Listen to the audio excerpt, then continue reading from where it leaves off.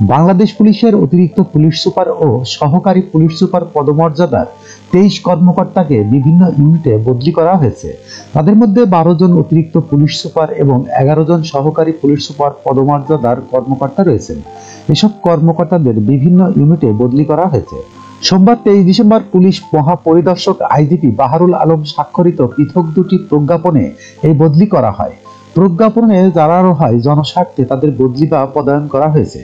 বদলিকৃত কর্মকর্তারা আগামী 30 ডিসেম্বরের মধ্যে তাদের নতুন কর্মস্থলে যোগদান করবেন এবং পুরনো কর্মস্থলে দায়িত্বভার অর্পণ করবেন।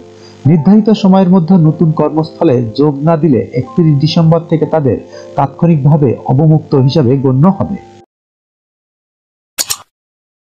যখনকার খবর তখনই দেখতে চোখ রাখুন সুন 24 টিভিতে। চ্যানেলটি সাবস্ক্রাইব করুন।